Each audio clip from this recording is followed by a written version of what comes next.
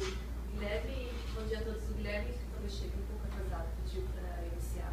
Deixa eu tratar mais no início. Uma vez, né? Bom, o tema todos sabem, a gente vai falar hoje de dolo e culpa na improbidade administrativa. Ouvi o nosso doutor Fernando Neisser. Eu sou suspeita de falar do Fernando, mas é uma exposição síntese da tese de doutorado dele, que é espetacular, que fala sobre a responsabilidade subjetiva na improbidade administrativa, com um debate na perspectiva penal. O Fernando, eu como amiga, acho que o Felipe também o conhece de antes daqui, a gente conhece há um tempo. O Fernando, tudo que ele faz de trabalho, ele faz muito bem, ele faz trabalho com excelência. Eu tive a oportunidade de assistir um pedaço da defesa dele na tese, como muitas pessoas aqui, mas tive uma oportunidade anterior até o escritório de acompanhar os trabalhos e eu sou uma admiradora dessa defesa que ele faz nos temas, não somente no âmbito eleitoral, mas em toda essa questão da improbidade administrativa. Eu só sei que hoje as palavras dele vão enriquecer muito aqui todos e o nosso debate contínuo sobre a improbidade administrativa. É bom, doutor, para ficar mais alto. Tá. Bom dia, obrigadíssimo, Marcela, querida amiga. A ideia, então, é expor um pouco o percurso da tese de doutorado que eu defendi no ano passado na USP, que é uma tese que debate a responsabilidade subjetiva, portanto, as ideias de culpa e dolo na improbidade administrativa, com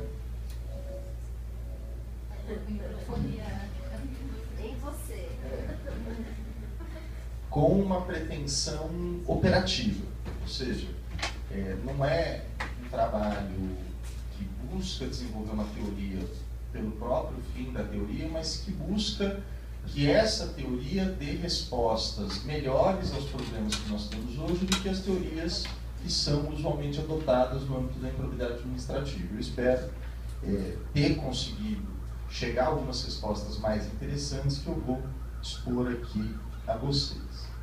Quando a gente fala de improbidade administrativa, a gente está basicamente falando de uma estratégia de enfrentamento da corrupção. O tema da corrupção é um tema que permeia o direito há muitos anos, há muitos séculos, na verdade, e que, de certa forma, é quase anterior ao próprio direito. A ideia de corrupção na sociedade, na filosofia moral, é algo que acompanha as civilizações desde sempre e que atrai a atenção dos pensadores, dos filósofos, dos cientistas que de alguma forma se debruçaram sobre a sociedade desde sempre e com um tom sempre indiscutivelmente muito negativo. A corrupção ela é vista como algo que ataca a sociedade de um modo muito frontal e, portanto, clama por algum tipo de resposta que se mostra efetiva. Ao longo do século XX, houve um grande vai e vem na discussão sobre filosofia, sobre corrupção, no âmbito do direito, da sociologia, que passou por um ponto bastante relevante, até para a gente entender como esse debate se coloca no Brasil, ao longo basicamente das décadas de 50 e 60, dentro daquilo que se chamou de escola funcionalista da sociologia. Então, pessoas como Samuel Huntington, que tem uma obra famosa do Choque de Civilizações, já nos anos 60 tratava a corrupção, e outros tantos autores, como Leys e Leff, numa lógica funcional, ou seja, tentando entender para que serve, como se encaixa a corrupção na sociedade. E o entendimento que se tinha à época, que era a necessidade de justificar as intervenções e as ações dos centros, Estados Unidos e Europa, fundamentalmente, sobre os países periféricos, América Latina, Ásia e África, entendia a corrupção como algo que faz parte dessas próprias sociedades menos desenvolvidas. Havia ali uma teoria da corrupção vista como uma graxa que ajuda a fazer funcionar máquinas estatais muito pouco elaboradas. E, portanto, por muitos anos, na verdade, o debate sobre a corrupção foi de certa forma, interrompido na medida em que se entendeu que países pobres têm corrupção mesmo e só assim é possível fazer negócios nesses países. Esse debate, ele começa a sofrer críticas ainda nos anos 70, enfim, mas ele tem nos últimos 20 anos uma virada bastante grande quando a economia se apropria da discussão sobre corrupção e, matematizando a discussão,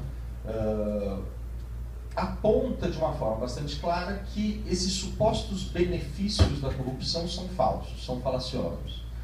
A corrupção, ela não melhora a situação institucional desses países, ela não melhora os ambientes de negócios, ela reduz a segurança jurídica e, portanto, ela passa a ser alvo de um enfrentamento capitaneado nesses últimos 20 anos, mais ou menos, por grandes organizações internacionais que visam melhorar os ambientes de negócios, como a OCDE e a própria ONU, a FMI, Banco Mundial, enfim, que financiam projetos de enfrentamento da corrupção numa lógica econômica.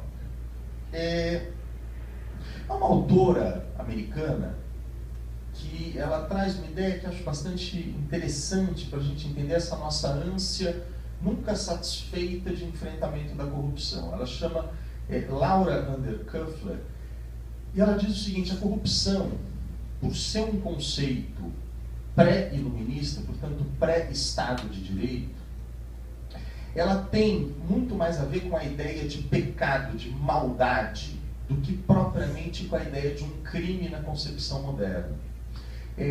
Isso faz com que, com relação ao corrupto, à pessoa à qual se imputa a prática de um ato de corrupção, nós tenhamos uma visão de que aquele ato que a gente identificou, ele só revela o caráter daquela pessoa.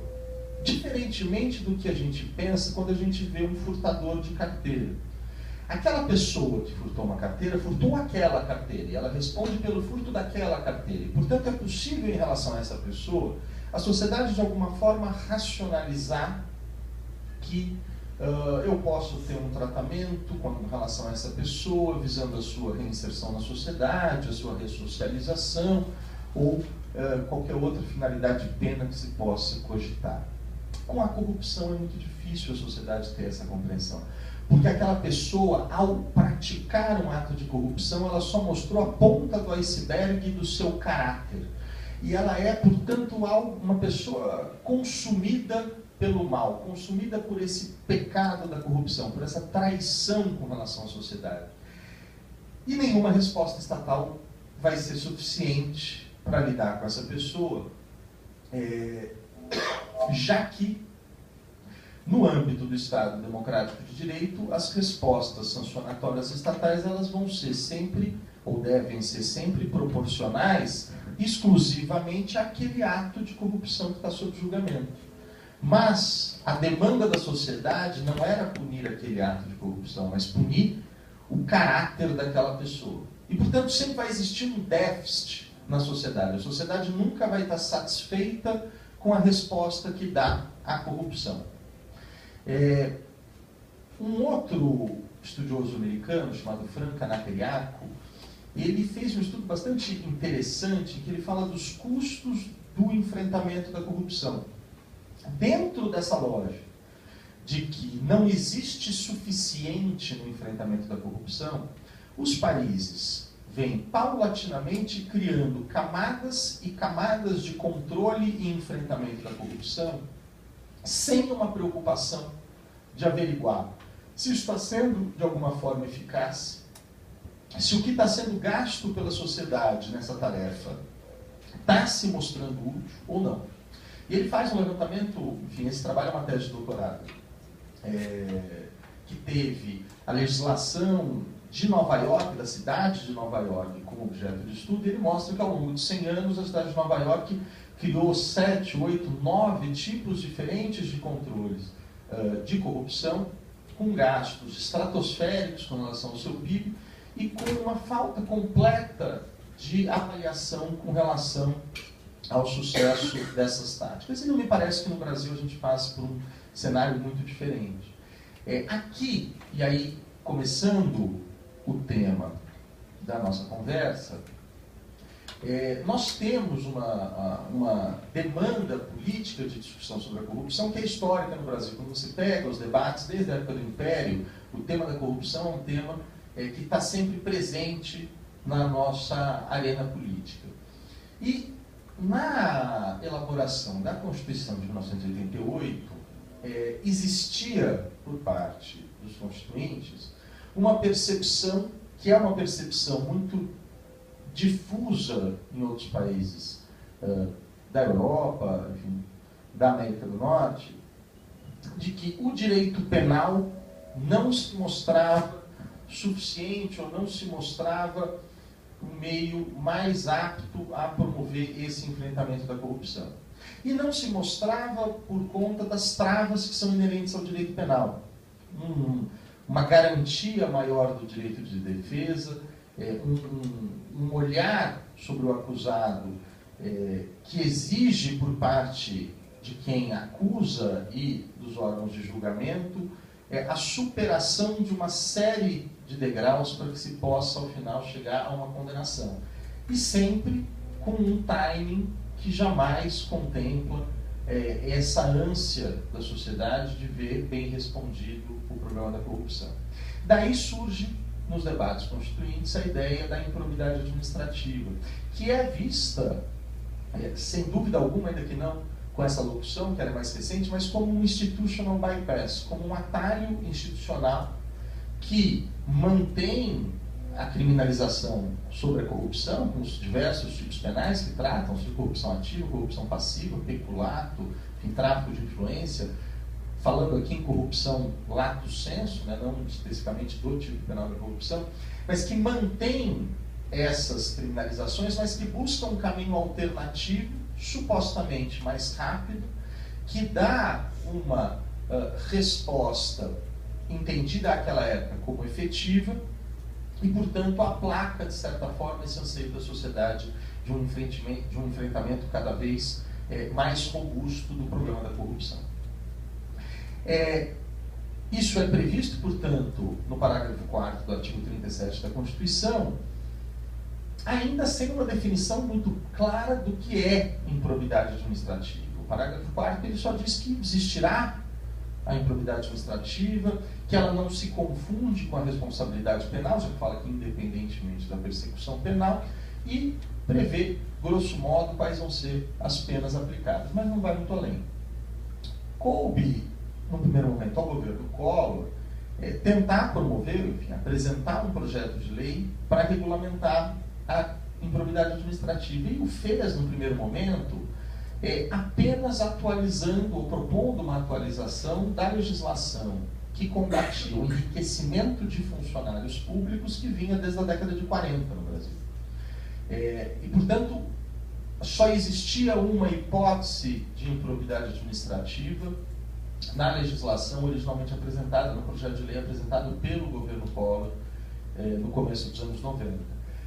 O Congresso Nacional responde a isso dizendo, não, a nossa concepção de improbidade administrativa é mais ampla do que a mera ideia de enriquecimento ilícito de funcionários públicos, que estava prevista já na nossa legislação e que tinha como única sanção, entre aspas, a perda desses bens ou valores acrescidos ao patrimônio do funcionário público.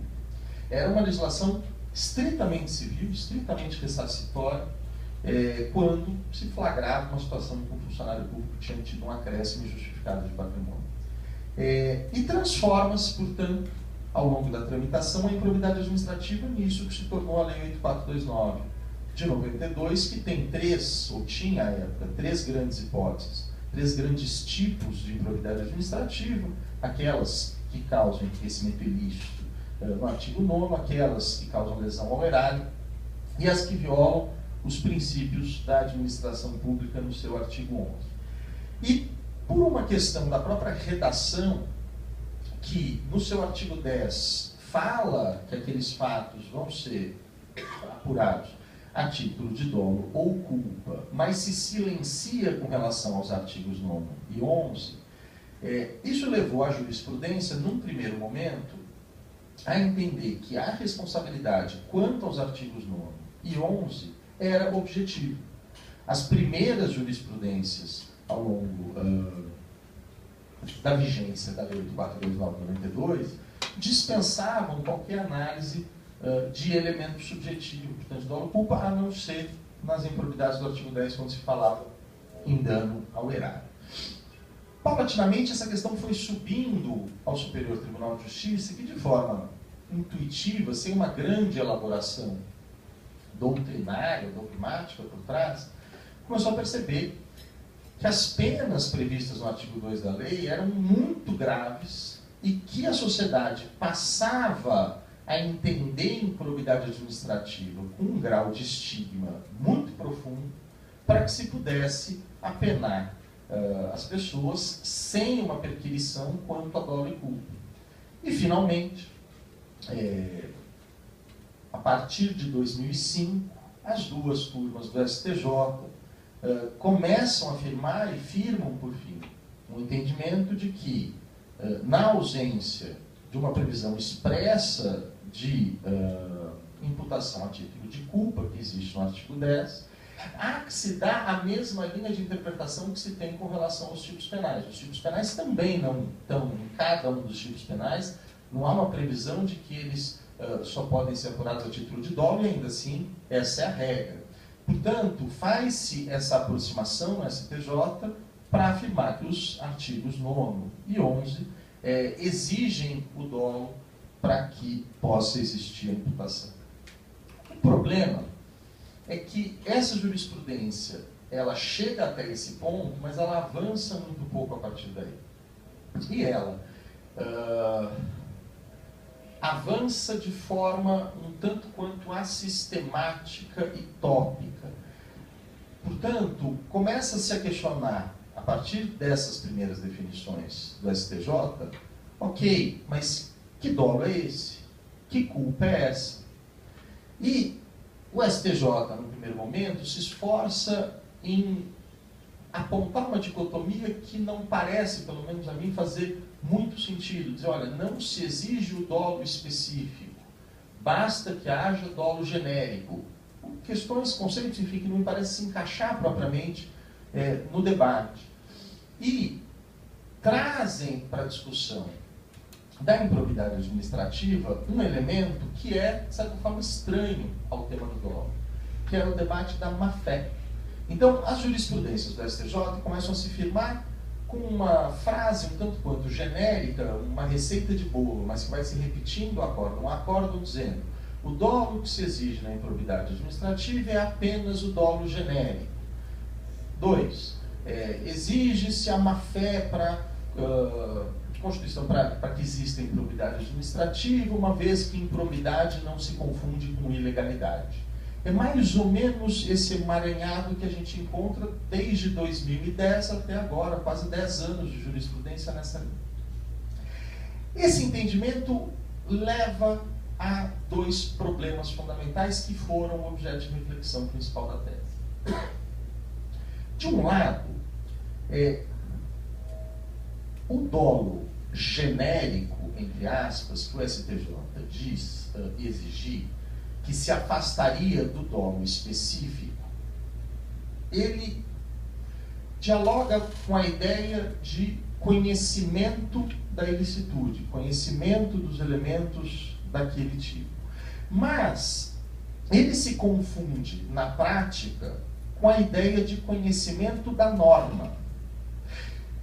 E mais, esse conhecimento da norma, também na prática, nas decisões do STJ, ele é presumido. O que eu quero dizer com isso? Uma construção muito comum nos acórdãos do STJ, e repetido, obviamente, nos acórdãos dos Tribunais de Justiça e dos Tribunais Regionais Federais, é a seguinte construção.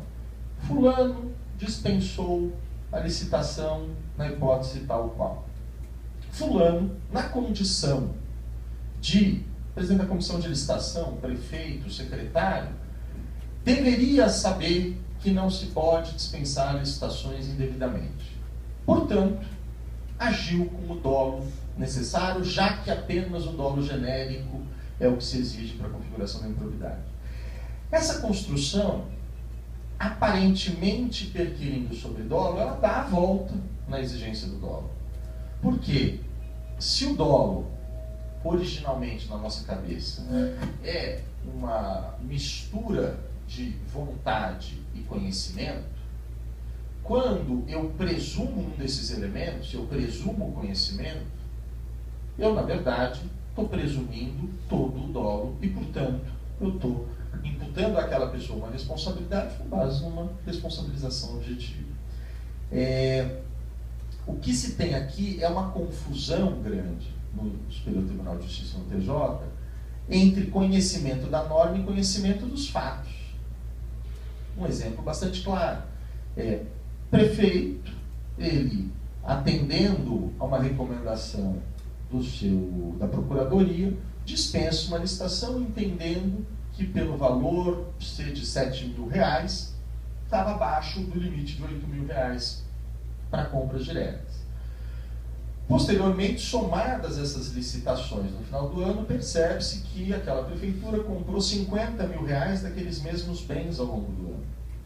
E aí, diz o Ministério Público e diz o Poder Judiciário, ali houve um indevido fracionamento da licitação para escapar da modalidade convite.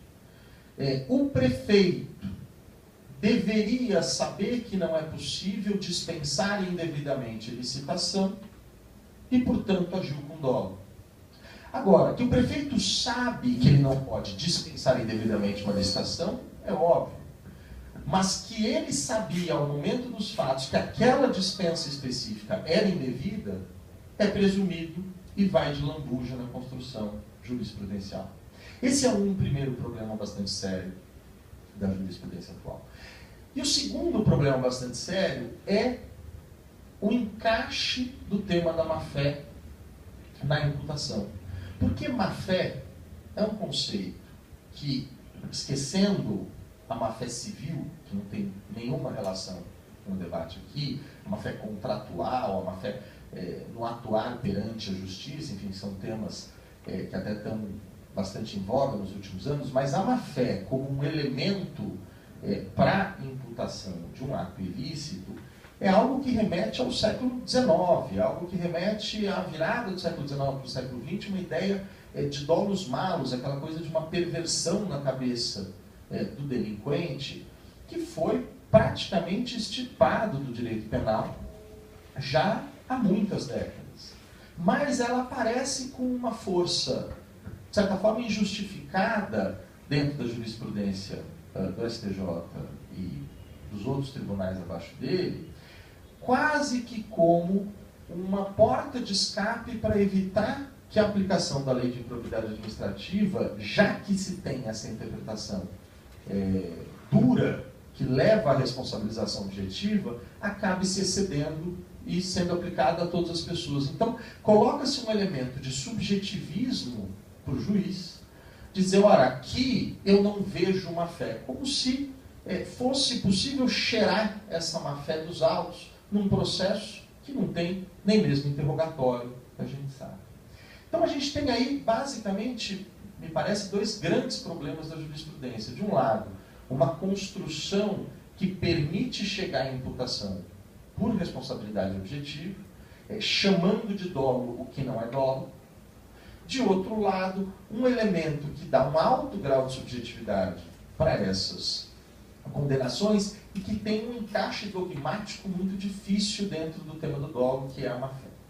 E o que a gente tem na mesa para tratar disso? Ou seja, quais são as alternativas que a ciência jurídica vem nos legando nos últimos, séculos, décadas e anos, de alternativa para uma teoria que possa sustentar o dolo e a culpa, ou seja, a imputação subjetiva na improbidade administrativa, dando uma resposta que seja operativamente interessante.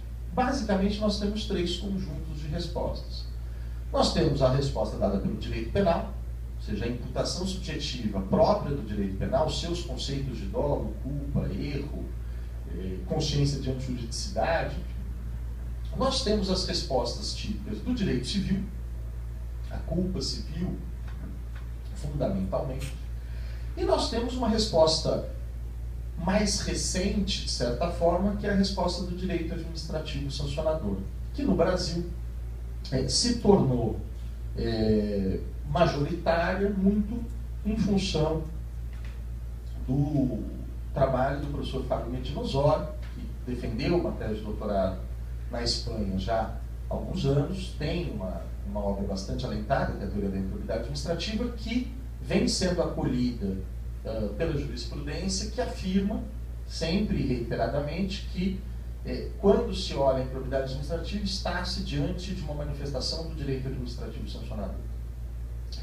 Na minha tese, eu refuto esse argumento. Eu entendo que nós não estamos diante de direito administrativo sancionador.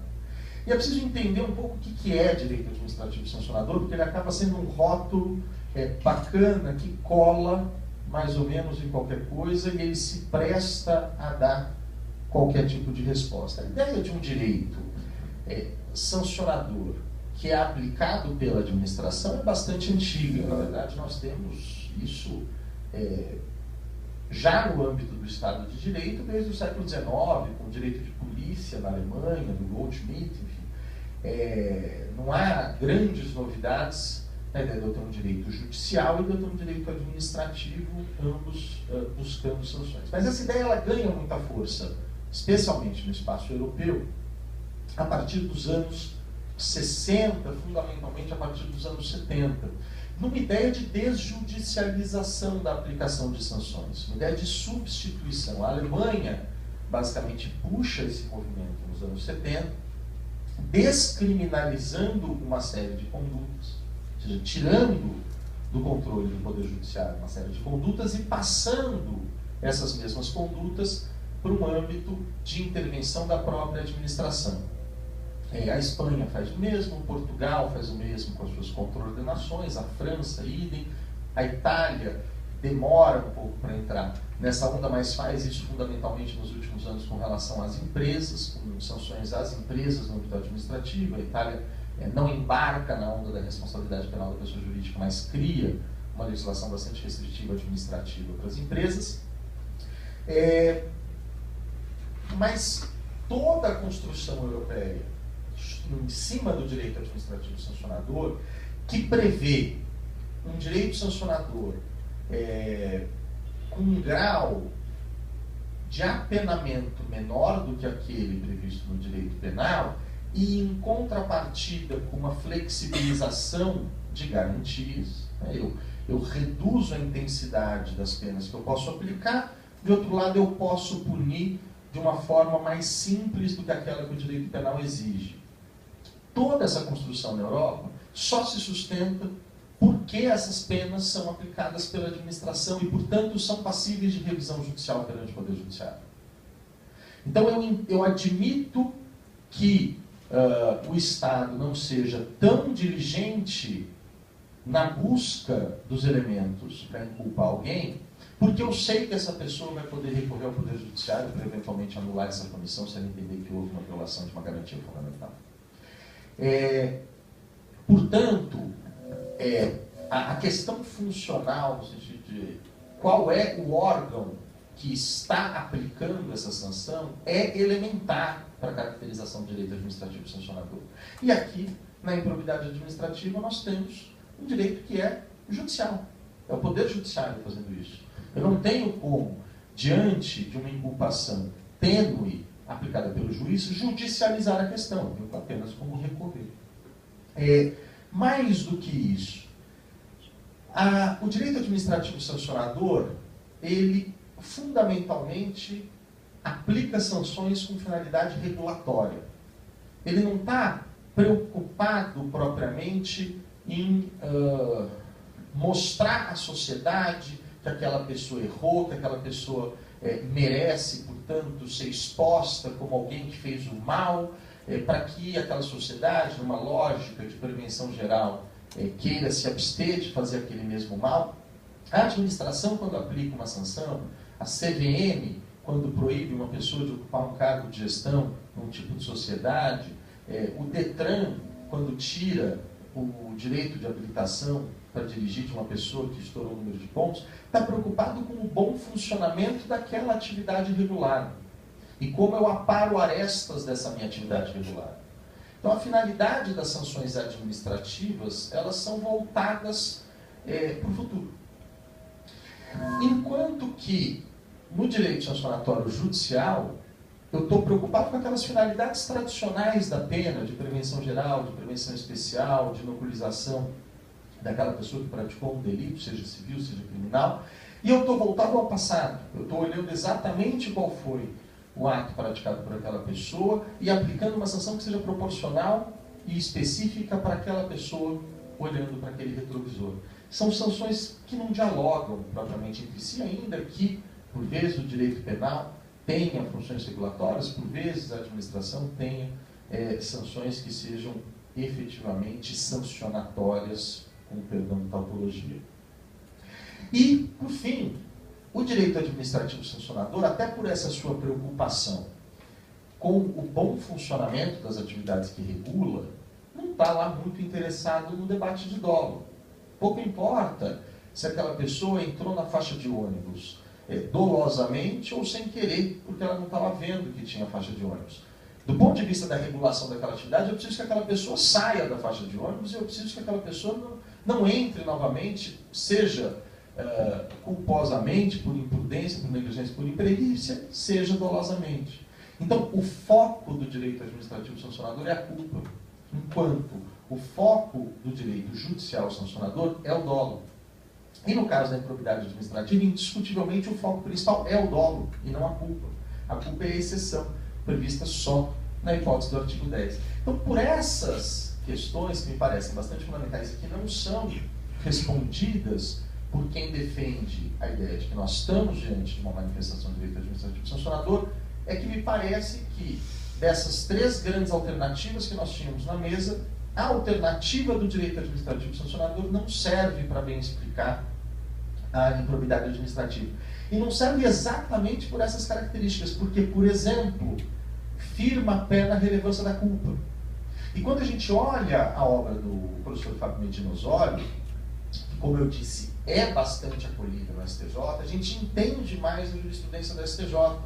Porque diz ele, a culpa grave, ou seja, a má gestão pública, e não a corrupção, e não a má-fé, ela é objeto da perferição da improbidade administrativa. Portanto, na leitura que se dá, até por esse foco maior em cima da culpa, a lei de improbidade deixa de ser um mecanismo de enfrentamento da corrupção para ser um mecanismo de enfrentamento da corrupção e um mecanismo de controle da boa qualidade da gestão pública.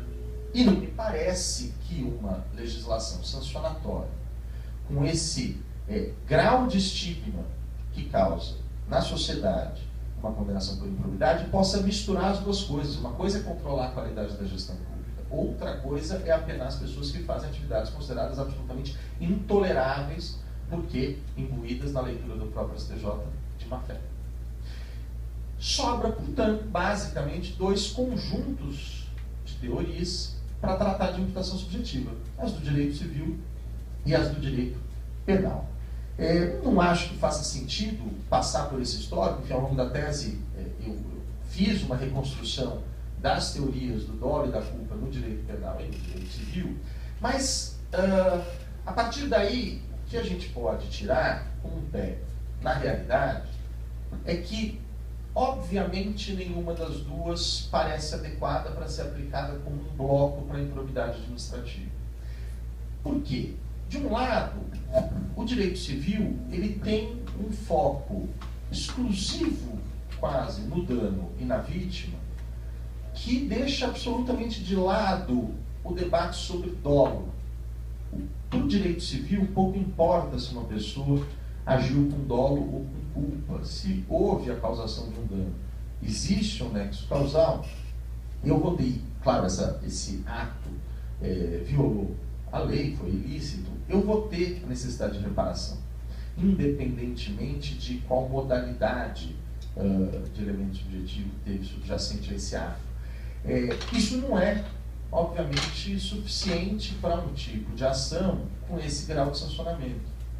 Por outro lado, o direito penal, e aí, olhando com honestidade voltando para como surgiu a improbidade administrativa no Brasil, naquela lógica de um atalho institucional, de um institutional bypass, a improbidade administrativa surge exatamente porque se pretendia e se pretende ter uma forma menos rígida de atuação no enfrentamento da corrupção. Portanto, se eu simplesmente responder, aplica-se em bloco exatamente as mesmas construções teóricas e garantias do direito penal, mas falar, olha, então eu tenho uma dupla imputação. Então, se crime e improbidade são a mesma coisa, não faz sentido eu ter improbidade administrativa. E não foi isso que quis o Constituinte, não foi isso que quis o legislador. O Constituinte expressamente afastou o bis in idem ao dizer que é admissível a imputação simultânea por improbidade administrativa e por crime. Portanto, a improbidade há que ser algo diferente do crime. Diante desse problema, enfim, o direito administrativo sancionador não serve. O direito civil, tampouco, nem o direito penal como um bloco, mas intuitivamente a gente consegue refletir, entender que talvez a improbidade administrativa, a construção da imputação subjetiva da improbidade administrativa esteja aí no meio entre o direito civil e o direito penal, que é mais ou menos como a jurisprudência coloca, uma ideia que vem lá da common law, que parece vir em auxílio, que é aquilo que eles chamam lá de middle ground jurisprudence, né? Uma jurisprudência intermediária. Isso é uma ideia que surge na jurisprudência dos Estados Unidos e da Inglaterra, em fins do século XIX, mais ou menos, quando os parlamentos lá começam a ter exatamente a mesma prática que o nosso parlamento cá teve com relação à improbidade administrativa, que foi dizer o seguinte: o direito penal dá muito trabalho, mas tem aqui um tipo de ação que nós queremos mostrar claramente o nosso desapreço por ela e queremos apenar as pessoas que as praticam. Mas, se eu chamar isso de direito penal, eu vou ter uma trabalheira para conseguir fazer essa imputação. Portanto, eu dou rótulo de direito civil a essa legislação. E começa a surgir legislações nos Estados Unidos, principalmente estaduais e na Inglaterra, que tinham um claro caráter sancionatório, mas que se auto-intitulavam direito civil. Um dos primeiros casos é uma lei que, no caso de importação de produtos ilegais, de contrabando, aplicava uma multa de 10 vezes o valor do produto. Isso, quando chega ao Poder Judiciário, o Poder Judiciário se debruça sobre a questão e diz, olha, se fosse uma vez, nós estaríamos falando de ressarcimento. Se fosse 2, 3 vezes, a gente poderia falar que a administração está embutindo nessa multa o custo da própria fiscalização. Mas 10 vezes eu estou falando de um óbvio sancionamento, de um caráter que é eminentemente punitivo. E essa é uma finalidade própria do direito penal. E, portanto, a própria jurisprudência, o próprio juiz, ele diz, aqui eu não vou aplicar o conjunto de regras próprias de uma ação civil, mas eu vou aplicar alguma coisa aqui no meio entre o direito civil e o direito penal. Eu vou aumentar a exigência de prova, eu vou trazer algumas garantias que a Constituição dá ao acusado no processo penal, por exemplo, a não obrigação de produzir prova contra si mesmo, criando modelos intermediários, que não é, o modelo intermediário, ele não é um terceiro modelo, porque há tantos modelos intermediários quanto são essas legislações que se passam por civis, mesmo tendo caráter punitivo. Isso foi acolhido pela Suprema Corte dos Estados Unidos, foi acolhido também no Reino Unido e na Nova Zelândia, na Austrália, enfim, isso se tornou algo bastante comum nos países da tradição jurídica da common law, que é a ideia de que, ao receber um conjunto de fatos para analisar à luz de uma determinada legislação, o juiz ele possa olhar aquele fenômeno jurídico, aquela legislação, e entender qual o grau de punitividade que está implicado naquelas sanções, para ver quais são os aportes de garantias que ele deve colocar ali em relação a esse gradiente. E, portanto, o que eu sugeri na tese é a ideia de quebrar um pouco, ou quebrar muito, essa dicotomia estanque entre direito civil e direito penal, para se olhar esse fenômeno como uma régua, que vai ter pontos intermediários onde as legislações de fato vão estar localizadas. E o passo seguinte foi tentar entender, enfim, talvez antes disso, acho que é importante justificar, porque cientificamente às vezes é muito complicado a gente pegar uma solução que vem de uma tradição jurídica, no caso do common law, e simplesmente tentar puxar e aplicar a forceps numa tradição jurídica do civil law, como é o caso da nossa, né? Com as críticas que a gente tem visto recentemente sobre, por exemplo, o Instituto Klibergen, é necessário justificar por que faria algum sentido isso. E faz sentido, pelo menos sob o meu ponto de vista, tanto pela forma como a doutrina vem se posicionando nos últimos anos nos países da civil law, quanto pelos entendimentos da jurisprudência em algumas situações. A doutrina, fundamentalmente, tem dois grandes autores que são oriundos do direito penal, que são extremamente relevantes para a nossa tradição jurídica, que são o Winfried Hassemer, na Alemanha, e o Jesus Maria Silva Sanches, na Espanha. O Hassemer, ele fala num direito penal de intervenção, que é o rótulo que ele cria, que seria, na visão dele, algo que sairia do âmbito do direito penal e que teria essa função de regular essas condutas que são próprias da modernidade, que são condutas que afetam esses bens jurídicos transindividuais, meio ambiente, saúde pública, segurança viária, ordem econômica, ordem financeira, que são muito difíceis de serem aferidos pela gramática do direito penal, que acabam forçando os limites do direito penal. Quando eu preciso... uma coisa é dizer que existe os elementos exigidos pela teoria do delito, que eu consigo superar as barreiras da teoria do delito, quando o sujeito deu uma facada no outro. Outra coisa é entender esses mesmos elementos num crime ambiental complexo, em que eu tenho uma poluição que se acumula. A crítica do Hassemer é que o direito penal, ao incorporar esses novos meios jurídicos nos últimos anos, ele foi tendo que flexibilizar demais as suas garantias para dar conta disso. E, portanto, ele sugere a criação de um novo gênero intermediário que, na visão dele, abriria a mão da pena privativa de liberdade em prol de uma maior flexibilidade, que não parece ser nada diferente daquilo que nós temos aqui com a improbidade administrativa. A diferença é que aqui, por uma previsão constitucional, eu sigo tendo o crime, mas eu também tenho um direito sancionatório que não tem previsão de pena privativa de liberdade e que é mais flexível. O Silva Sanches, de outro lado, ele fala de um direito penal de segunda velocidade. Para ele é importante manter o rótulo de direito penal, porque ele acha que isso tem um efeito simbólico, comunica à sociedade o grau de reprovação que se tem com relação àquelas condutas, mas ele também diz que seria um direito penal para esses bens jurídicos que abriria a mão da pena privativa de liberdade e, com isso, aceitaria uma flexibilização de garantias. Também não me parece ser tão diferente daquilo que a gente tem. E no âmbito jurisprudencial, um ponto acho que merece, uma decisão me parece fazer bastante sentido ser lembrado, que foi uma decisão fundamental da União Europeia, da Corte Europeia de Direitos Humanos, no caso Otto contra a Alemanha em 1984. Ali, pelo que curioso, discutia-se a situação de um cidadão turco que morava na Alemanha que comete uma infração de trânsito. As infrações de trânsito na Alemanha são direito administrativo sancionador. Quando ele chega no grau de recurso da sua infração de trânsito, ele tem uma audiência.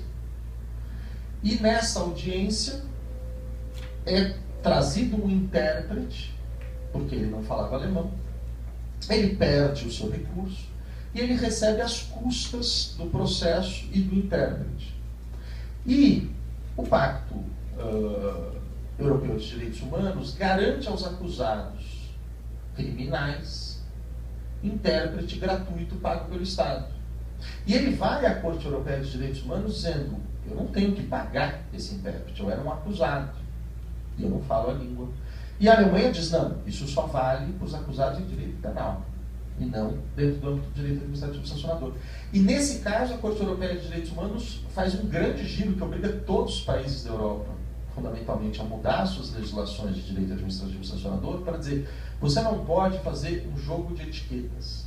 Um país não pode pegar 200 anos de construção de um plexo de garantias fundamentais em relação ao acusado, que formam toda a ideia de direito penal e teoria do delito, e simplesmente porque eu mudo o rótulo e passo a chamar aquilo de direito administrativo sancionador, eu jogo tudo isso no lixo. E eu continuo podendo apenar uma pessoa à margem dessas exigências. E, portanto, a Corte Europeia de Direitos Humanos diz: você pode chamar do que você quiser.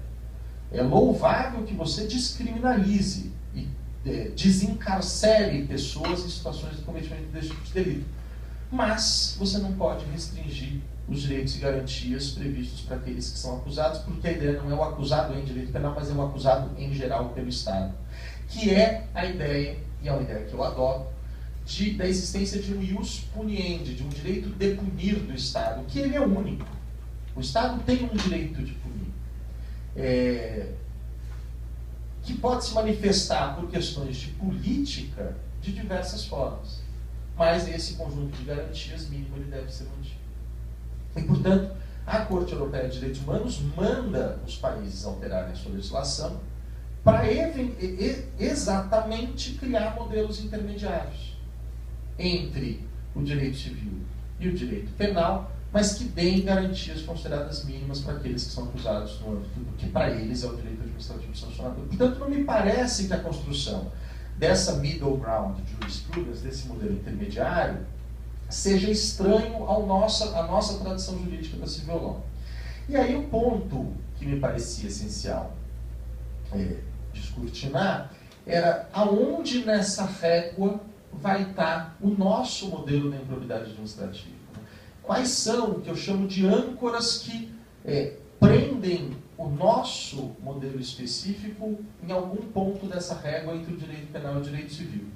E o primeiro ponto, por honestidade intelectual, enfim, científica, me parece ser a opção do legislador e do constituinte, que disse expressamente que a legislação é civil e que ela tramita perante um juízo civil e que a ela se aplica subsidiariamente as regras do processo civil. Portanto, há uma âncora que puxa isso, de certa forma, para perto do modelo de imputação do direito civil.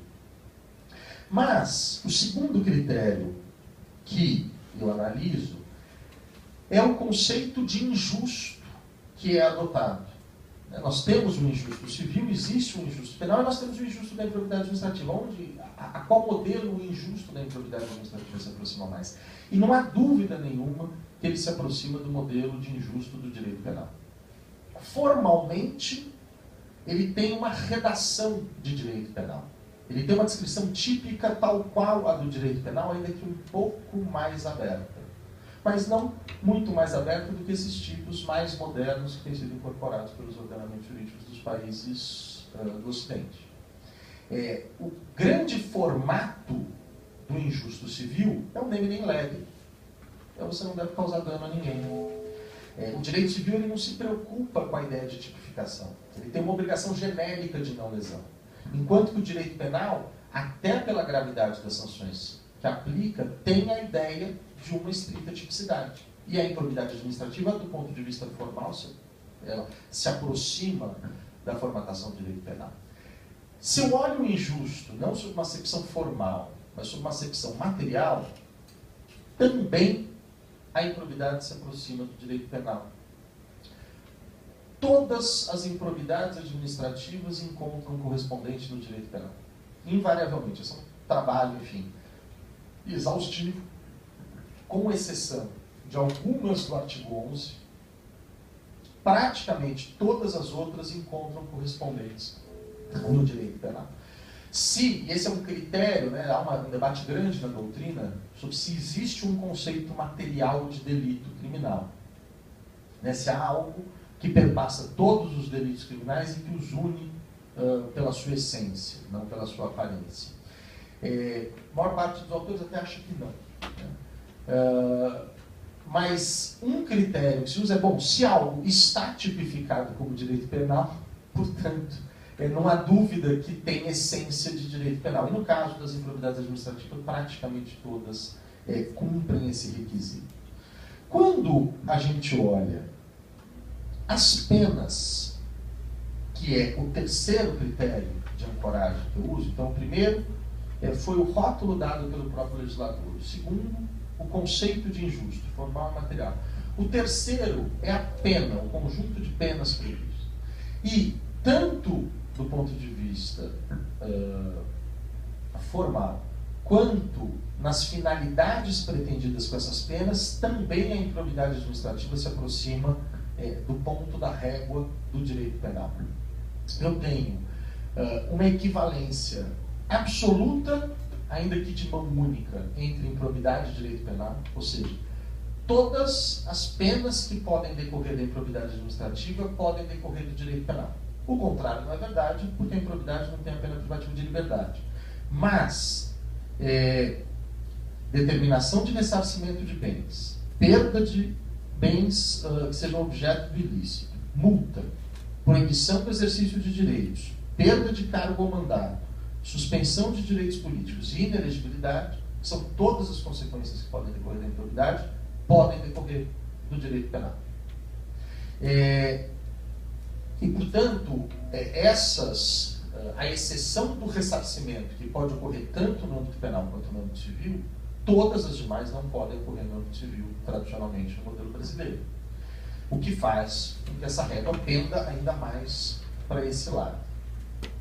Também quanto aos objetivos das penas, e dentro da linha do que a gente conversou um pouco sobre direito administrativo e sancionador, o que se pretende com as sanções da improbidade administrativa não é nada diferente do que se pretende com as sanções do direito penal. Nós temos uma ideia de prevenção geral, nós temos uma ideia de prevenção especial, nós temos uma ideia, quando a gente proíbe aquela pessoa de exercer cargo ou mandato por um longo período, de inoculização do delinquente, de tirar essa pessoa de circulação, não da circulação das ruas, mas da circulação política. Também funções completamente diferentes daquelas funções típicas das sanções civis. E não há, o último critério que eu avalio é a ideia de estigma causado por uma condenação. Não há um estigmômetro, enfim, não existe uma forma de medir estigma propriamente. Mas, quando a gente olha a identificação, e eu fiz alguns levantamentos estatísticos na internet, de buscas ao longo do tempo, a identificação entre crime e improbidade hoje no Brasil, ela é quase total.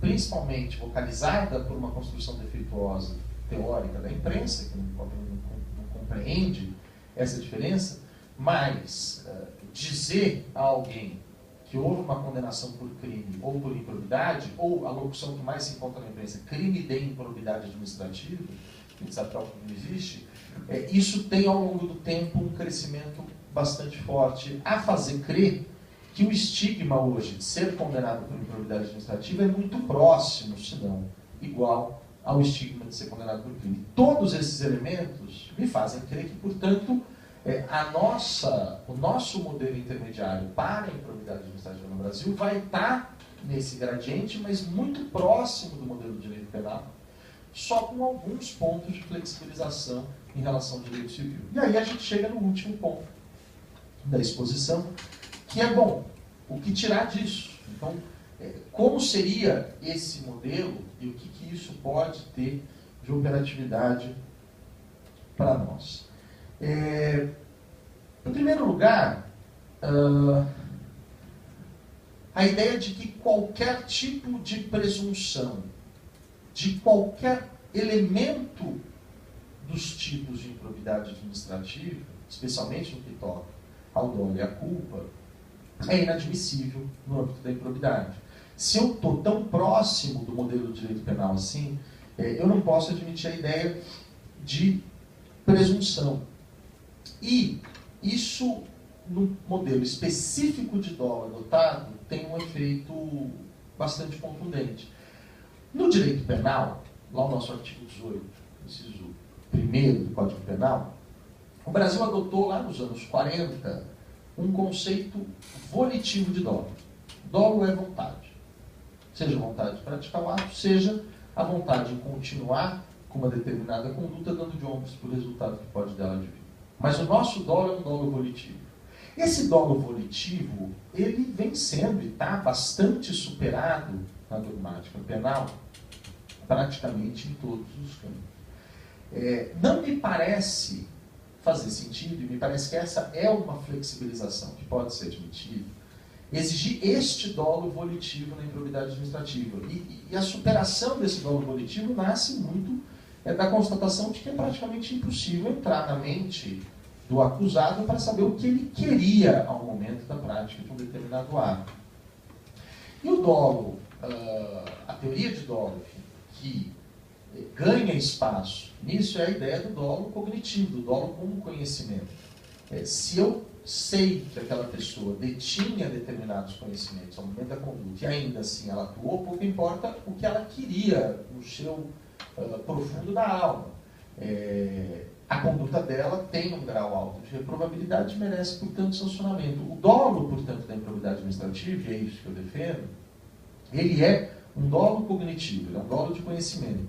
Ele não chega, vamos dizer, às mais modernas teorias do dolo, muito fundadas no funcionalismo radical do Gunther Jacobs, que é a ideia de um dolo que é completamente normativizado, ou seja, ele é completamente fictício. Hoje, no âmbito do direito penal do inimigo, você tem a ideia de que o direito penal, enfim, o direito sancionatório, ele se presta a fazer a estabilização da sociedade, portanto, pouco importa o que aquela pessoa específica queria ou sabia. O que importa é fazer valer a vigência do ordenamento. Essa visão eu refuto e me parece ser muito próxima do que o STJ tem aplicado e do que os tribunais de justiça têm aplicado.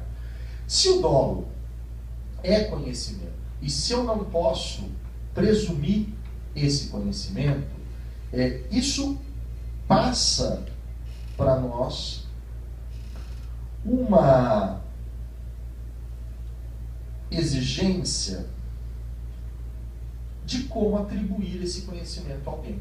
Porque também, veja, se é difícil ou quase impossível para o juiz, para o Poder Judiciário, saber o que queria uma determinada pessoa, também não é fácil saber o que conhecia uma determinada pessoa. Há um professor de Barcelona, o professor Ramon Ramírez e Valés, que ele tem uma fantástica tese exclusivamente sobre dolo e conhecimento, do qual eu trouxe alguns aportes, e que ele trata exatamente disso. Na verdade, assim como o dolo e a culpa são conceitos jurídicos que são atribuídos pelo juiz a alguém, eles não nascem da vida, não há dolo na natureza, enfim, é um conceito jurídico atribuído pelo juiz, o conhecimento também o é. E porque o conhecimento é um conhecimento para fins jurídicos. E aí diz o Ramon Raquez que você tem fundamentalmente 4 formas de atribuição de conhecimento. E aqui me parece que isso tem um caráter operativo importante para nós. O primeiro é aquele conjunto de conhecimentos que a mera vida em sociedade permite a gente presumir que todas as pessoas têm. Que na verdade se mistura de certa forma com a imputabilidade, com a capacidade de ser imputável. Que é o saber que se eu dou um tapa na cabeça de alguém, eu machuco essa pessoa. Enfim, são conhecimentos óbvios da mera vida humana que, enfim, se uma pessoa não sabe nem que se ela dá um tapa em alguém, ela machuca, essa pessoa certamente não é imputável perante a sociedade. Um segundo, mas esse, enfim, tem pouca relevância para nós. Um segundo grupo de conhecimentos são aqueles conhecimentos que eu consigo demonstrar que foram previamente transmitidos àquela pessoa. Então, quando um juiz pode dizer que um agente acusado de algo tinha o conhecimento que é essencial para a configuração do dolo? Hipótese 1, quando esse conhecimento era um conhecimento quase que natural e necessário para a vida em sociedade. Em segundo lugar, quando eu tenho nos autos prova segura de que aquele conhecimento foi transmitido àquela pessoa em momento prévio à prática daquela conduta. Que é, talvez, um caso, para nós, bastante importante, do alerta do Tribunal de Contas, do ofício encaminhado pelo Ministério Público, alertando de uma determinada situação. A partir do momento que um agente público recebe um alerta do Tribunal de Contas, informando que naquele trimestre ele atingiu o limite prudencial com gasto de pessoal, que ele deve promover a redução com gasto do pessoal, e ele abre uma nova rodada de contratações de pessoas, contrata efetivamente e aumenta ainda mais o seu gasto com o pessoal, me parece que eu não posso mais dizer que aquela pessoa não tinha aquele conhecimento. Eu tenho a prova da transmissão prévia do conhecimento. Guardo aqui um parênteses nesse ponto para a gente falar da má-fé, começando o fechamento aqui. Uma terceira hipótese em que eu posso atribuir conhecimento a alguém é quando esta pessoa exteriorizou que tinha aquele conhecimento em algum momento. Que aqui é muito comum. Isso ser feito via prova testemunhal. Ah, fulano me disse que aconteceu tal questão, fulano me disse que sabia disso. É a prova da exteriorização, quer dizer, eu não sei em que momento ele adquiriu aquele conhecimento, mas em algum momento ele disse que o tinha.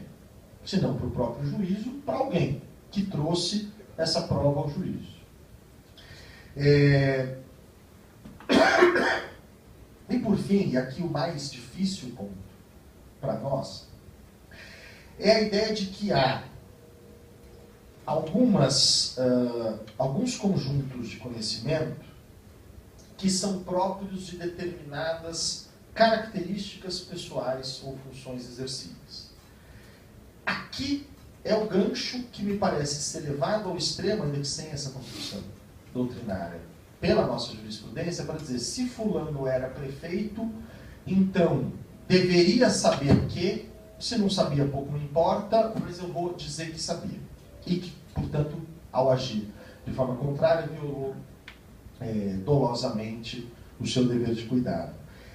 Nesse ponto específico, como nós estamos num âmbito de presunção, quando eu atribuo esse conhecimento sem ter prova segura que essa pessoa o adquiriu antes, e sem ter prova segura de que ela exteriorizou que tinha esse conhecimento antes, eu só posso presumir os elementos mínimos necessários para que aquela pessoa ostente aquela característica pessoal. Portanto, qual é o conhecimento mínimo necessário para que alguém seja prefeito? Basicamente, no Brasil, saber ler e escrever. Porque isso é a única exigência do ponto de vista de conhecimento para elegibilidade. Eu não tenho curso, eu não tenho prova, eu nem acho que deva ter. Acho que é um exame elitista, que enfim, vem entrando no nosso debate político faz alguns anos. Mas é diferente o que eu posso exigir, o que eu posso presumir, o que eu posso atribuir de conhecimento nessa categoria de um procurador que fez uma prova, daquela que eu posso exigir de um prefeito ou de um secretário municipal que tampouco tem uma exigência de um grau específico de conhecimento. E mesmo quando eu falo com relação a um procurador ou a alguém que fez uma determinada prova, no limite, essa teoria diz o que eu posso presumir que ela sabe é aquilo que caiu na prova. Não é porque alguém fez uma prova e se tornou procurador de um município que ela obrigatoriamente tem todo o conhecimento sobre o direito administrativo, sobre as mais recentes jurisprudências do Tribunal de Contas. Isso é uma presunção inaceitável e que a gente tem visto com bastante frequência. O fato de alguém ser, portanto, agente público ou um empresário que negocie com a administração pública não é uma senha que permite, como eu coloco aqui, colar ao sujeito toda a gama de conhecimentos técnicos específicos, já que essas experiências elas precisam ser analisadas em relação àquele específico sujeito. Quais são as experiências que aquela pessoa tinha e que o órgão acusatório consegue demonstrar que aquela pessoa tinha, a ponto de se poder atribuir a ela um determinado conhecimento. Seria mesmo que dizer, ora, uma empresa participa de uma licitação que tem um edital com uma cláusula que o Tribunal de Contas não aceita como válida. Uma hipótese também bastante comum. Vem o julgamento da improbidade e diz: a empresa que atua costumeiramente na administração deveria saber que essa cláusula não é aceitável, portanto participou dolosamente, portanto está condenada por improbidade administrativa. Eu preciso, na verdade, ser o ônus de quem acusa, demonstrar que essa empresa teve, de alguma forma, no passado, a possibilidade de obter este conhecimento específico. Participou de uma licitação que foi anulada por conta de uma cláusula similar num edital ou coisa equivalente, sob pena de que eu esteja tratando de presunção. Um outro ponto que operativamente é interessante e que decorre dessa ideia, dessa teoria, é que em sociedades cada vez mais complexas, com estruturas burocráticas e administrativas que também acompanham essa complexidade, paulatinamente, o conhecimento necessário para executar as tarefas da administração são delegados a terceiros. O prefeito, ele não tem conhecimento de como se faz uma licitação. O secretário tampouco sabe como se constrói uma escola. Enfim, esses conhecimentos, eles são delegados no âmbito das empresas, eu sou um frigorífico, eu preciso avaliar a qualidade sanitária da carne que eu coloco no mercado. Eu vou contratar um laboratório para fazer essa análise. Eu não necessariamente, empresário do ramo de carne, sei avaliar cada peça de carne que eu produzo se ela está dentro das exigências também complexas do órgão de fiscalização. E se eu delego isso, e o laboratório me diz que a minha carne está boa para o consumo, eu coloco no mercado e ela não estava, eu não posso responder dolosamente por isso. O mesmo vale no âmbito da administração. E vejam que eu não tenho dúvida, eu pessoalmente não tenho dúvida, que não há dolo na hipótese em que eu delego o conhecimento necessário, ou seja, a tarefa de aplicar esse conhecimento necessário a quem eu tenho, isso volta a mim e eu cumpro aquilo que foi dito. Ou seja, eu mandei para o laboratório diz, pode botar no mercado e eu vendo. Agora, se o laboratório diz, não pode colocar no mercado e eu vendo, aí eu tenho uma violação. Eu tive o conhecimento que eu recebi de terceiros e eu dolosamente optei por violar. Pouco importa o que eu queria com isso. Se eu ganhar dinheiro, se eu achei que aquele laboratório não era confiável, eu posso mandar para outro laboratório, eu vou estar pedindo outro aporte de conhecimento. E isso é bastante comum na administração com relação, por exemplo, a pareceres.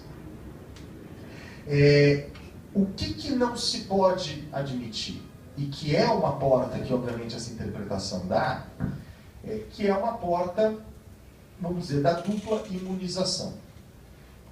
Eu, prefeito, passo ao procurador avaliar, o procurador me diz, dispensa-se a licitação aqui, ou a licitação é inexigível porque envolve um conhecimento técnico especializado. Eu, prefeito, compro essa contratação. Surge suspeita de que isso envolveu de alguma forma corrupção. Eu, prefeito, estaria imunizado porque apenas cumpri o parecer. E o parecerista estaria imunizado porque o parecer não é vinculante. Essa resposta, claramente, ela não é operativa. Eu não posso ter uma mera fórmula que gere essa dupla imunização. Mas, aonde vai existir o problema numa situação como essa? Quando esse agente que toma a decisão fizer a construção desse falso conhecimento, dizendo que podia contratar com elegibilidade, sendo conhecida a situação interna de que não era, com a ideia de produzir uma situação de cegueira deliberada. Eu deliberadamente me coloco numa posição de desconhecimento da realidade, exatamente com o fito de fugir da imputação. Isso, que é um aporte que o direito penal traz, que no direito penal, o Belisário bem sabe, é complicada essa construção, porque lá os critérios de imputação são mais rígidos, mas que não me parece problemático trazer para a improbidade administrativa. A improbidade administrativa convive bem com a ideia de cegueira deliberada, de ignorância deliberada, desde que exista prova desse afastamento, que também não pode ser presumido. E aqui entra a tarefa de investigação. Eu preciso saber, o prefeito combinou o parecer fajuto exatamente para legitimar. Isso é uma situação, não posso presumir, ora, mas o prefeito só podia ter combinado, já que ele, como prefeito, deveria saber que não podia fazer aquela compra por inexigibilidade. Esse tipo de construção que é inaceitável. Admite-se a ideia da cegueira deliberada, da ignorância deliberada, desde que, obviamente, fundamentada em provas. O último ponto, na verdade, o penúltimo ponto que parece importante trazer, e também tem um conceito operacional importante, é o debate da culpa. De um lado, a gente trata o dolo, que é, no meu modo de ver, esse dolo, conhecimento, e que a grande chave da discussão, portanto, está em como eu posso atribuir operativamente conhecimento a alguém perante o Poder Judiciário. Ou seja, como que o órgão de acusação e o Poder Judiciário conseguem afirmar que alguém conhecia todos os elementos necessários para a configuração daquele delito de improbidade administrativa. De outro lado, eu tenho a hipótese da culpa. E na culpa, a jurisprudência também é confusa e pouco dogmática, enfim. Porque, ora fala, a mera culpa leve, a culpa levíssima, a culpa grave. Qual é a culpa necessária para a improbidade administrativa? Se é a imprudência, se é a negligência. Joga com classificações diferentes do direito penal e do direito civil de culpa, que não me parecem ter qualquer relevância para a discussão. Me parece que o grande debate, a possibilidade de imputar uma improbidade administrativa que causa lesão ao erário, que aqui só as do artigo 10 é que podem ser imputadas a título de culpa, no âmbito da improbidade, é a dicotomia entre culpa consciente e culpa inconsciente, que é uma dicotomia vinda do direito penal nessa lógica de um modelo intermediário. A culpa inconsciente, que é a culpa sem representação do risco envolvido, ela me parece estar absolutamente fora da imputação. Portanto, se eu, prefeito, não tive representação do risco envolvido na minha conduta e nem era razoável supor que eu pudesse ter tido essa representação desse risco, eu não tenho como trazer para uma situação concreta dessa esse rótulo estigmatizante da improbidade administrativa. Mas, vejam que nós estamos falando de uma suposta improbidade que causou lesão ao erário, portanto, o erário teve uma redução patrimonial. Isso também não pode ficar sem resposta estatal. E a resposta adequada, até já tive um caso aqui no Tribunal de Justiça, em que consegui fazer valer essa interpretação, é o reconhecimento de que a ação de improbidade traz em si duas ações completamente distintas. Uma ação civil de ressarcimento e uma ação sancionatória.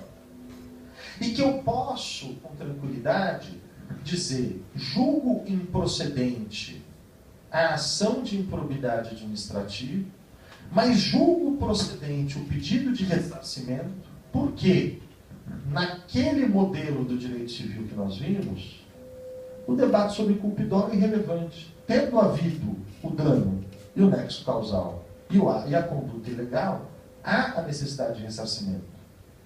E uma condenação em mero ressarcimento, sem a etiqueta da improbidade administrativa, não tem o estigma que nós falamos com relação à improbidade administrativa. Portanto, quando eu tenho um dano ao erário causado numa situação de culpa inconsciente, de culpa sem representação, me parece que essa é a solução mais adequada. E fica a possibilidade, até por respeito estrito ao texto da lei, da condenação por culpa consciente, que é aquela culpa em que o sujeito representa a possibilidade de que venha a ocorrer o ato lesivo ao patrimônio, e que se diferencia do dolo eventual na medida em que o sujeito, sinceramente, não quer aquele resultado lesivo e acredita que ele não vai ocorrer, mas ele atua mesmo assim. E o fundamento para justificar essa imputação é a ideia de que, com os seus próprios bens, uma pessoa pode se dar o luxo de ter esse grau de descuido.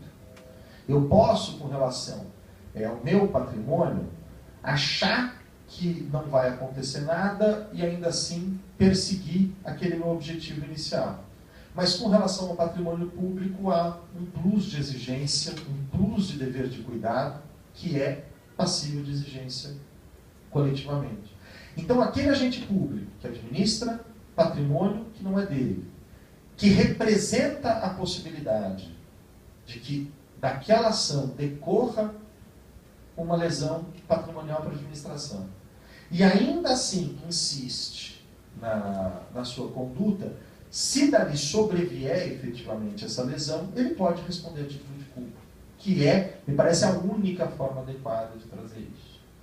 E a última questão que eu queria trazer, já falei bastante, é a ideia da má-fé, o encaixe da má-fé aí. Porque a má-fé, como eu disse no começo, é um tema praticamente banido do debate do direito penal, desde que superados os neocantianos, ali nos anos 30 do século XX. E a má-fé é uma exigência da nossa jurisprudência exatamente porque o que nós estamos falando aqui é de corrupção que tem esse cheiro de pecado na nossa sociedade que vem de uma acepção pré-iluminista do termo. A única forma de fazer esse encaixe, me parece, tirando a má-fé da ideia de dolo e culpa. A má-fé não faz parte do dolo, não faz parte da culpa, mas ela é um elemento prévio que é a consciência da antijuridicidade da conduta. E aí, ela é um elemento a mais que se soma em qualquer uma das duas hipóteses. Tanto na hipótese dolosa, quanto na hipótese culposa por culpa consciente. Essa ideia de um desapreço no agir, pelos deveres funcionais, pelo dever de probidade, pelo dever de legalidade, pelo dever de cumprimento da moralidade pública, por exigência jurisprudencial, nem seria a minha opção se eu fosse desenhar a nossa jurisprudência desde o início. Não acho que isso seja efetivamente necessário, mas já que essa é a nossa exigência, a única forma de encaixar isso dogmaticamente de uma forma que faça sentido é como um critério prévio de consciência de antijuridicidade. Portanto, eu só vou ter improbidade administrativa nas hipóteses de dolo, em que eu consiga atribuir o conhecimento necessário de todos aqueles elementos. Na hipótese de culpa consciente, quando eu puder demonstrar que houve a representação dos riscos envolvidos na conduta. E de uma forma ou de outra, quando existir também elementos comprobatórios de que aquela pessoa agiu com consciência da antijuridicidade da sua conduta. Fundamentalmente, essa é a ideia da tese, enfim, acho que os seus principais pontos. Obrigado, eu acho que a gente abre aqui para uma conversa. Obrigado.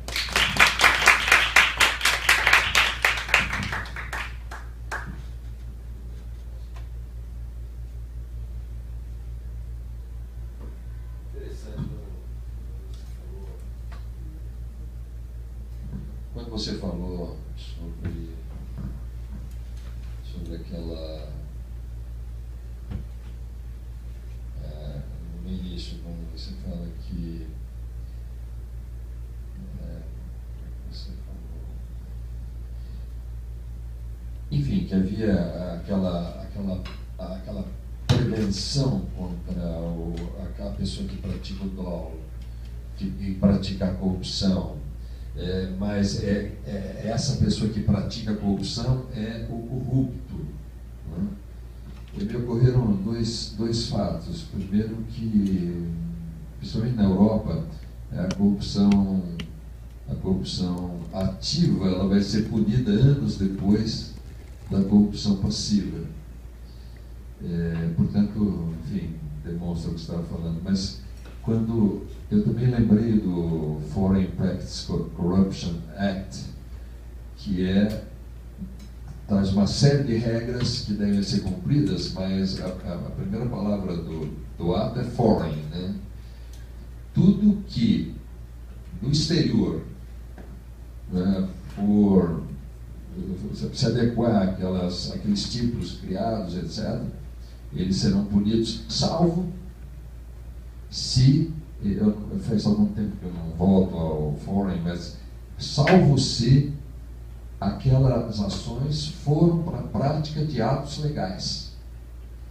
Não é? Quer dizer, aquela história do oficial de justiça, que você dá um dinheiro para o oficial de justiça e fala, vai lá e cumpre direitinho, hein? Mas vai mesmo, né? Ou então você dá dinheiro para o escrivão de polícia e fala, olha, proceda com isenção aí, não vai ferrando meu cliente, cara, proceda com isenção. Quer dizer, brincando com isso, mas na realidade, se os atos forem praticados com a finalidade, se a corrupção for praticada com a finalidade de obter atos que são em si legais, a corrupção não ocorreria, isso é um palavrão, né? Mas é um resquício dessa visão da corrupção como graxa, que é a lógica de que em países que tais, sem um dinheirinho a mais, a máquina não funciona nem dentro das suas próprias regras. E, portanto, seria admissível que uma empresa norte-americana pagasse para que os seus negócios andassem dentro da lei dos países. Né? Essa é a lógica do FCA nesse ponto, mas é isso mesmo.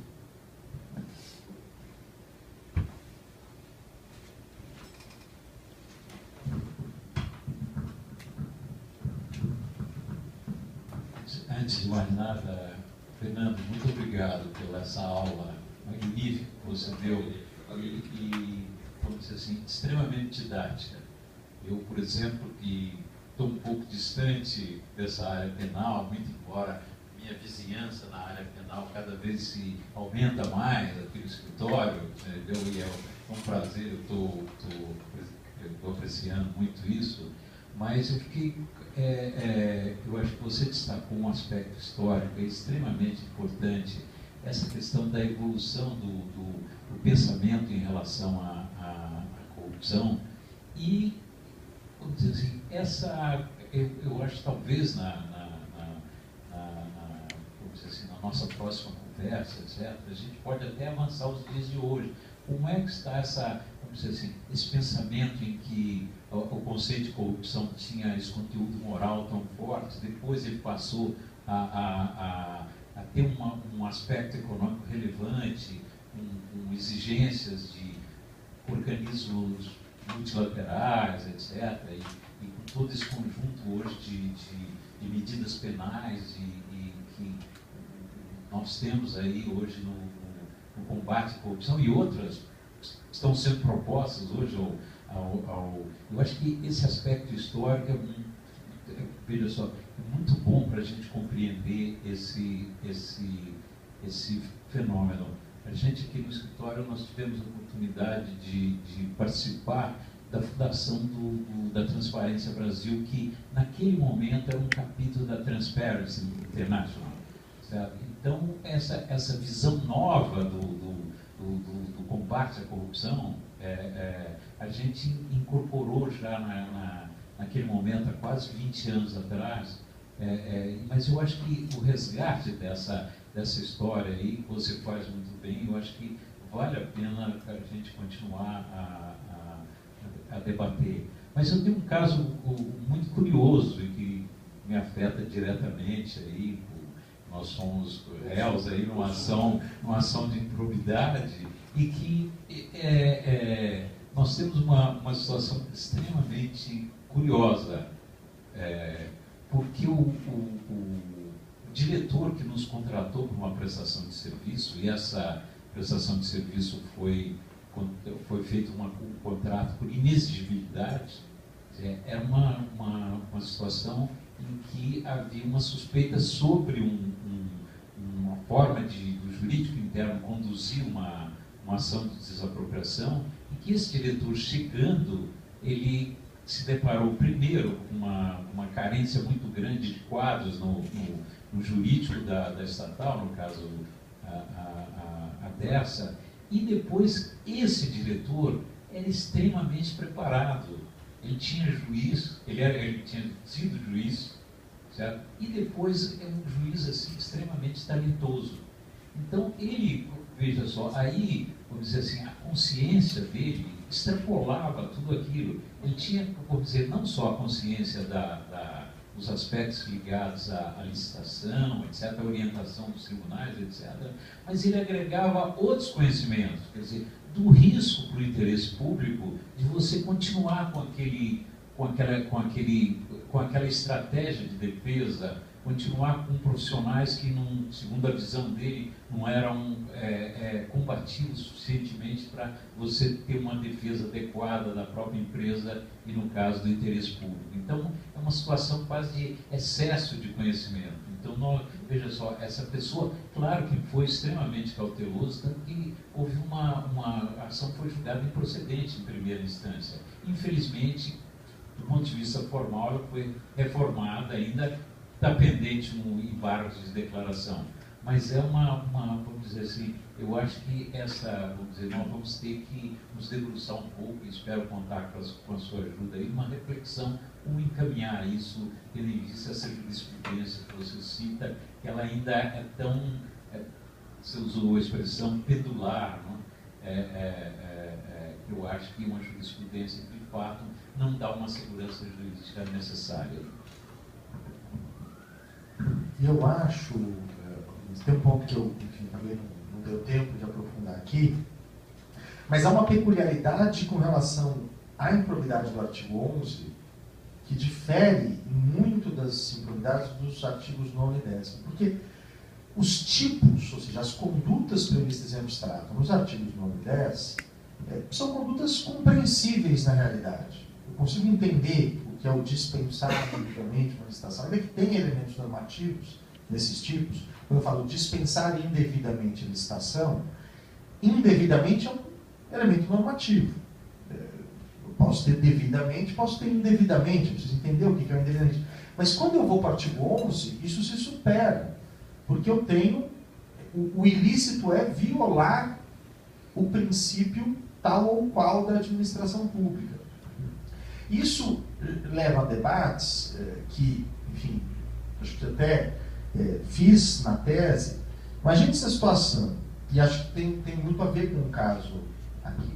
Imagine a situação do prefeito que recebe um ofício do Ministério Público dizendo construa um posto de saúde no bairro tal, sob pena de que, por negar o direito ao acesso à saúde daquela população, o senhor estará cometendo um ato de improbidade administrativa, violando o princípio da moralidade. Afirmar que isso faz presumir o dolo do prefeito é dizer que o ilícito é não construir postos de saúde no bairro tal. E não é esse o ilícito.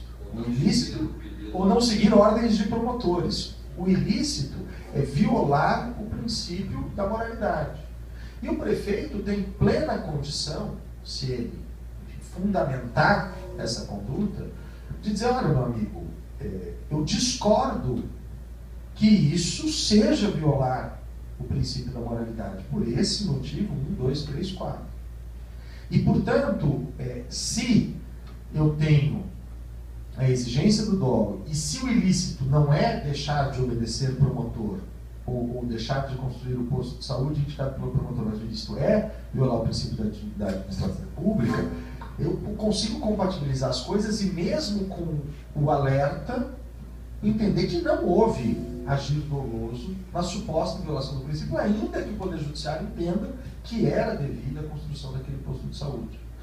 Portanto, se eu tenho um diretor jurídico de uma estatal que fez essa leitura da realidade e tomou determinada medida que, ao olhar de um, pode não ser mais adequado, ao olhar do outro pode ser mais adequado, mas que tinha a sua fundamentação, não me parece existir violação de princípio algum da administração. Eu acho que o problema está em entender qual é o ilícito por trás. O ilícito aqui é um ilícito de violação de princípio. Nesse caso é o artigo 11, não é?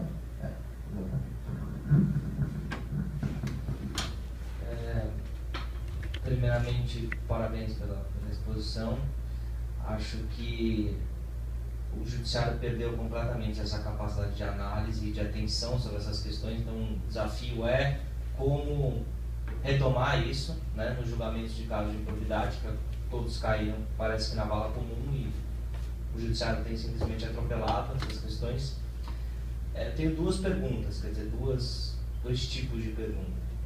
O primeiro se refere ao terceiro beneficiário. Se aplica toda essa dogmática ao terceiro beneficiário, que me parece que a lei de improbidade só coloca com um nexo de causalidade, um nexo ali de conexão com a situação, o terceiro beneficiário já pode ser imputado ou não, se toda essa análise de dolo e culpa deve ser feita, e se sim, em que medida, e se merece algum temperamento. E nesse sentido, se a lei anticorrupção, quando trouxe a responsabilização direta do particular, eliminou essa discussão, né? E também associado à questão da responsabilidade objetiva, que também está na lei anticorrupção. E a segunda pergunta é relacionada às alterações da LINDB. Se quando a lei trouxe agora o elemento da ponderação, né, das opções que o administrador tinha quando tomou determinada medida, se isso colocou um elemento adicional ou não na aferição de dolo e culpa, que é de fato a ponderação, ou seja, a análise que eu faço ali é entre as possibilidades que realmente o tomador de decisão tinha, né, e não algo externo sobre um ideal de administração, um ideal de conduta daquele fato, né? Eu acho, com relação à primeira pergunta, eu não vejo qualquer possibilidade de entender que o terceiro beneficiado ele responde objetivamente por improbidade administrativa, como na prática a gente vê nas construções de jurisprudência. O que o artigo 3º da lei diz é que respondem à ação os beneficiários, como respondem os responsáveis diretos pelo ato, como respondem os partícipes. Ele simplesmente está permitindo agregar no polo passivo estas pessoas, mas em nenhum momento diz que essas pessoas arcarão com as sanções do artigo 12, independentemente de culpa e dolo.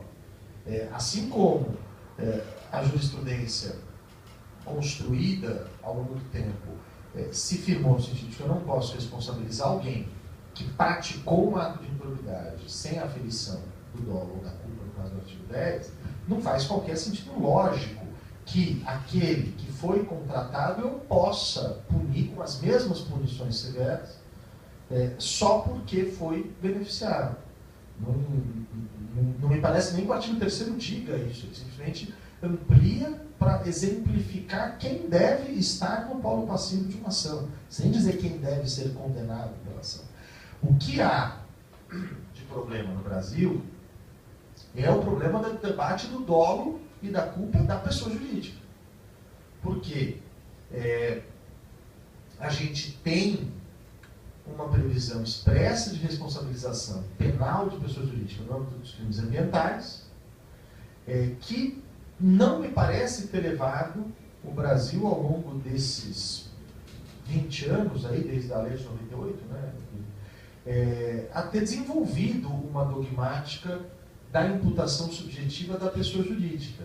Fundamentalmente no mundo, nos países que adotam a responsabilidade penal da pessoa jurídica, você vai ter dois caminhos de responsabilização da pessoa jurídica no âmbito penal. Dois caminhos para que se possa imputar juridicamente dolo ou culpa ao agir de uma ficção que é a pessoa jurídica.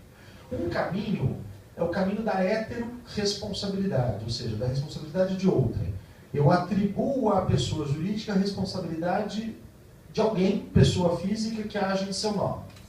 E eu digo que o agir do seu administrador, que o agir daquela pessoa contratada, o agir daquele que fez as vezes da pessoa jurídica, se praticado com dolo ou culpa, aquilo é emprestado para a pessoa jurídica que responde, então, a título de dolo ou culpa. Essa é uma possibilidade na mesa de debate jurídico do mundo sobre responsabilidade subjetiva da pessoa jurídica.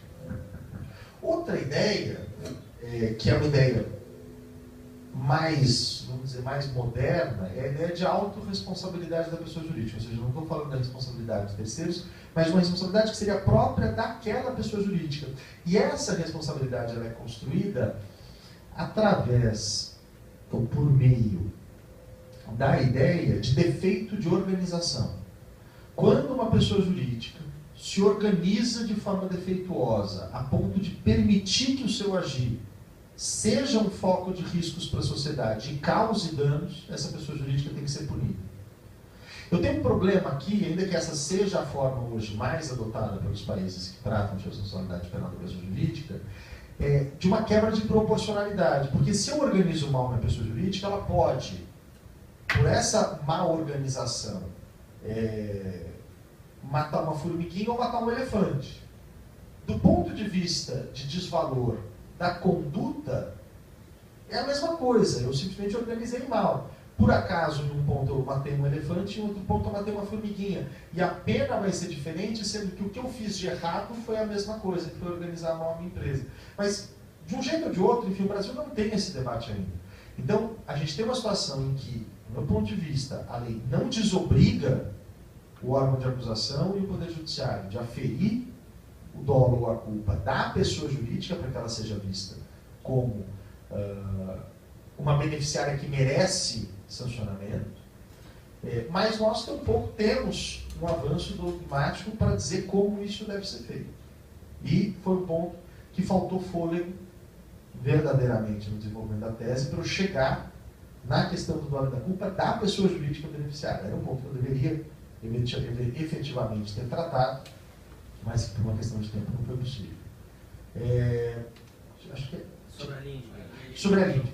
Eu acho que o que a Lindbe faz acaba sendo uma certa exemplificação do que não é dolo, do que não é o conhecimento voltado para o cometimento de um delito de violação principiológica, por exemplo.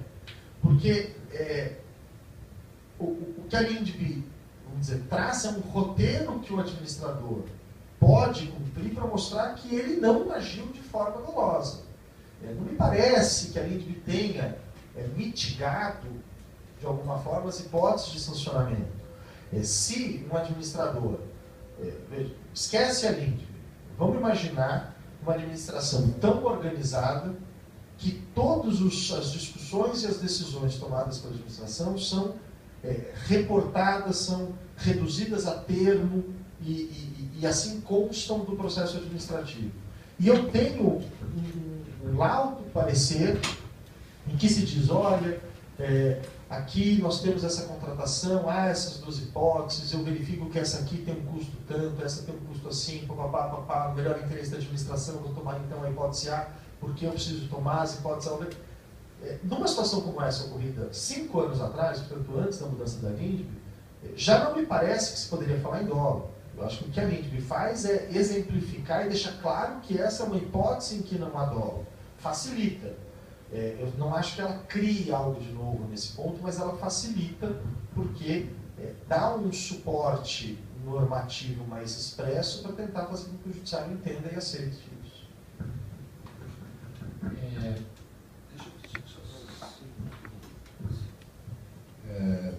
Enfim, a lei anticorrupção não poderia ser... Então, a lei anticorrupção não podia ser uma lei mais penal do que ela é. Se viesse uma lei penal contra pessoas jurídicas, as penas não seriam diferentes, desde morte até, enfim, multa, etc. Ocorre que a lei anticorrupção, pegando um pouco isso que você dizia, ela pega a preocupação da pessoa jurídica em se estabelecer com compliance, com regras cada vez melhores de governança, como um fato que diminui, não exclui, mas diminui um pouco a pena. Quer dizer, essa construção, que eu acho tem uma cara de jabuticaba, porque ela não vem, a responsabilidade objetiva não vem das leis que serviram de exemplo para a lei anticorrupção, eu acho que, enfim, nós estamos aguardando os tribunais um pouco matizarem isto, né? Talvez seja um campo aí para você continuar trabalhando essa tese, que eu acho que...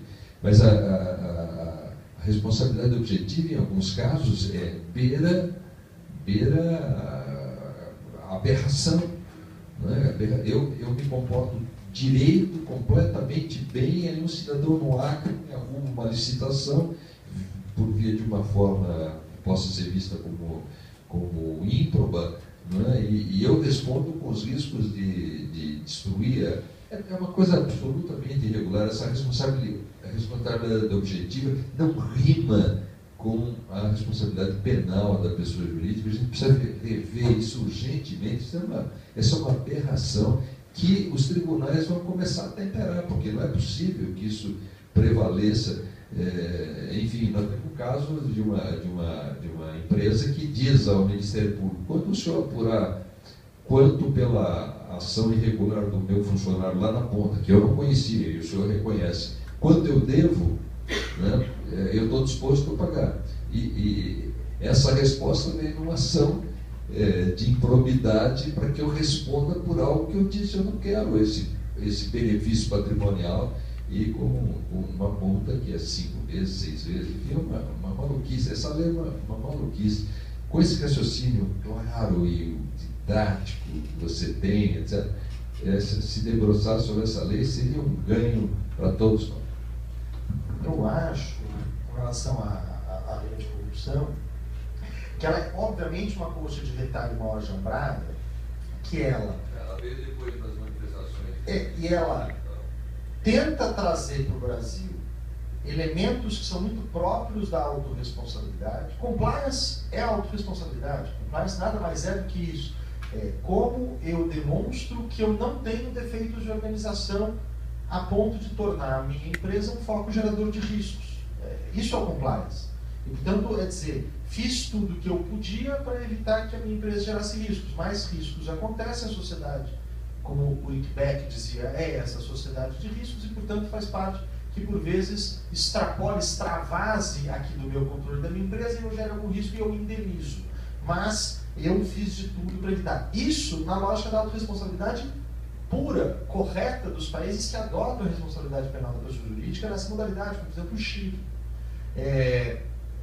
O que o Brasil faz é dizer, bom, eu não posso implantar a responsabilidade penal da pessoa jurídica pura e simplesmente, porque a minha Constituição não permite. A minha Constituição, por hora, só abriu a porta da responsabilidade penal da pessoa jurídica no âmbito ambiental.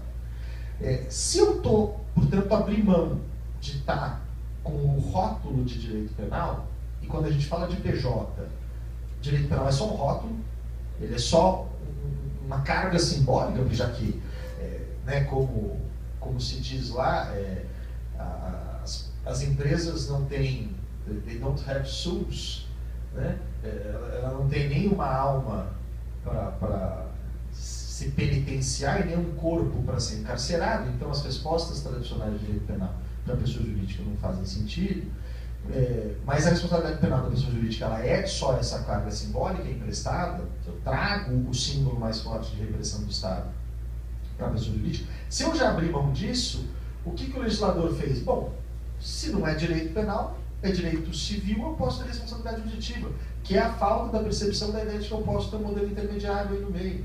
E nesse caso específico, o modelo jogou quase totalmente no direito civil, apesar da altíssima carga sancionatória. Há aqui a necessidade de corrigir isso, sem dúvida nenhuma, e me parece que o modelo que eu trouxe, essa ideia que eu trouxe de um modelo intermediário, pode ter uma aplicação grande aqui. Inclusive, não me parece ser muito diferente o ponto da régua em que estaria a improbidade administrativa e a lei anticorrupção. Esse nosso encontro aqui, essa palestra do Fernando, ela, com a devida autorização dele, vai ser disponibilizada na nossa internet interna. Não é isso? Ele está autorizado, é claro.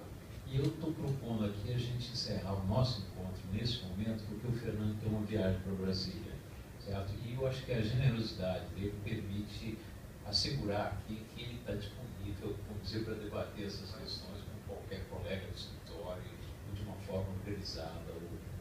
Fernando, o Belizares quer dizer alguma coisa, não é? Então Fernando, muito obrigado, então, pela sua generosa palestra. Muito obrigado. E só avisando, nós vamos mandar para todos a tese inteira. Agora, se alguém tiver curiosidade de aprofundar em algum ponto, e ali por maio, junho, nós vamos ter o lançamento dela em versão livre. Super lançamento. Tá bom, obrigado.